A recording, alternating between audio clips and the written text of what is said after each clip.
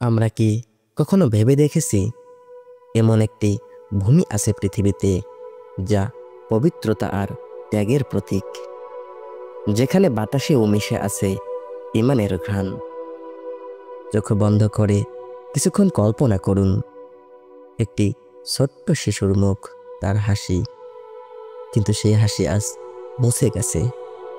তার চারপাশে ধ্বংসস্তূপ আর আকাশে কালো ধোঁয়া।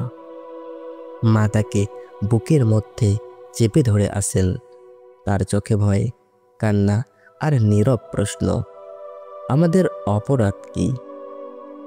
এটি কেবল একটি গল্প নয়, এটি প্রতিদিনের বাস্তবতা। একটি জাতি যারা তাদের ঈমান, তাদের ভূমি এবং তাদের স্ব অধিকার রক্ষার জন্য প্রতিনিয়ত সংগ্রাম করছে। এই ভূমি শুধু একটি দেশ নয়, এটি একটি প্রতীক। এটি সেই জায়গা যেখানে আল্লাহ তাআলা আমাদের প্রথম কিবলা আল আকসা মসজিদ দিয়েছেন, যেখানে আমাদের প্রিয় নবী সাল্লাল্লাহু আলাইহি ওয়াসাল্লামের পবিত্র মেরাজের স্মৃতি বিদ্যমান।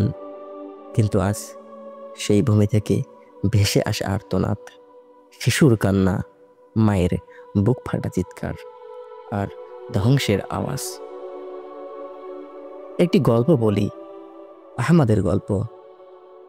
আহমাদ মাত্র ৮ বছরের একটি শিশু। ছোটবেলা থেকেই সে অত্যন্ত মেধাবী ছিল। প্রতিদিন সে স্কুল যেত নতুন কিছু শেখার জন্য। তার উদ্গ্রীবতা ছিল অসীম। একদিন সে তার মাকে বলছিল, মা, আমি বড় হয়ে ইঞ্জিনিয়ার হব। আমি আমাদের ঘর মেরামত করব, যাতে কোনো বোমা আমাদের ঘরটা আবার ভেঙে দিতে না পারে। ফিলিস্তিনে প্রতিদিন ওই হামলা চলছে। একদিন সকালে প্রতিদিনের মতোই আকাশে রেডিও বার্তা শোনা গেল, এবারে বোমা ফেলা হবে। ঘরের মধ্যে মা, বাবা ও ছেলে মেয়ে একে অপরকে আঁকড়ে ধরেছিল। কিছু সময় পর বাড়ির ওপর প্রচণ্ড বিস্ফোরণের শব্দ শোনা যায়, মাটি কেঁপে ওঠে। এটি শুধু একটি পরিবারের গল্প নয়, হাজারো আহমাদ প্রতিদিন তাদের ঘর, তাদের জীবন হারাচ্ছে। ধ্বংসস্তূপে চাপা পড়ে যায় ছোট্ট আহমাদের ঘর। তার ছোট্ট শরীর উদ্ধার করা হয়েছিল ধ্বংসস্তূপের নিচ থেকে। আহমাদ আর বড় হবে না, তার স্বপ্ন ধূলিসাৎ হয়েছে। তার ছোট্ট ভাই ছিল মাত্র 5 বছরের। কাঁদতে কাঁদতে বলেছিল, আমার ভাইকে কে ফিরিয়ে দেবে?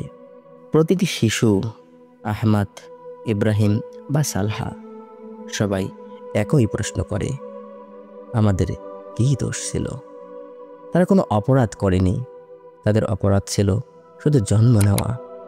কিন্তু তাদের জীবন এখন যুদ্ধের অগ্নিগহ্বর। একজন মায়ের কথা ভাবুন, যার নাম ফাতিমা।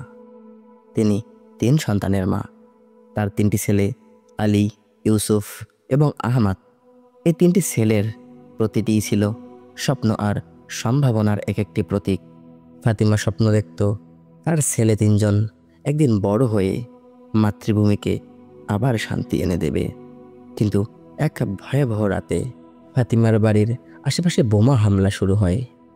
একের পর এক বিস্ফোরণ শোনা যেতে থাকে। তার চোখের সামনে সবকিছু ধ্বংস হয়ে যায়, বাড়ি পড়ে যায়।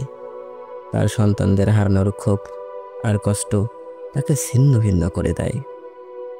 আলীর ছোট্ট কনুই, ইউসুফের স্কুল ব্যাগ, আহমাদের পছন্দের খেলার বল, এগুলো একে একে হারিয়ে যায়।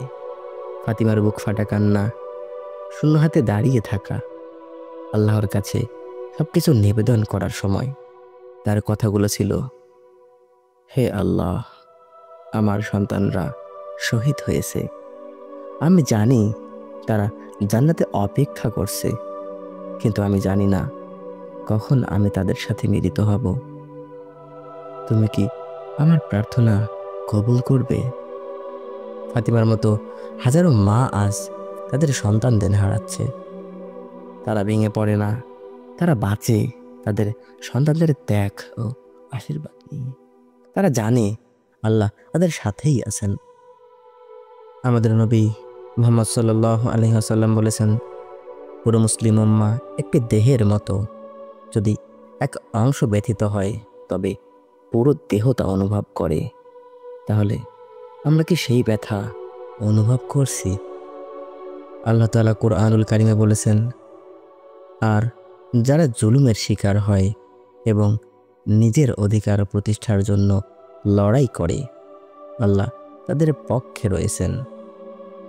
অপরদিকে রাসূল সাল্লাল্লাহু আলাইহি সাল্লাম বলেছেন, তোমাদের কেউ প্রকৃত ঈমানদার নয় যতক্ষণ না সে তার ভাইয়ের জন্য সেই জিনিস কামনা করে যা সে নিজের জন্য কামনা করে।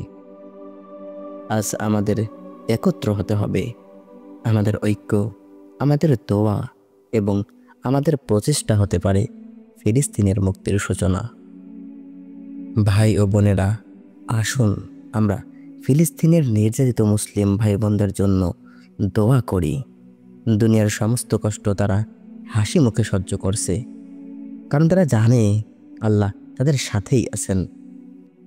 হে আল্লাহ, তুমি আমাদের ফিলিস্তিনি ভাই বোনদের সাহায্য করো, তাদের কষ্ট লাঘব করো, আমাদের হৃদয়কে তাদের জন্য নরম করো এবং আমাদের ঐক্যবদ্ধ করো। আমিন।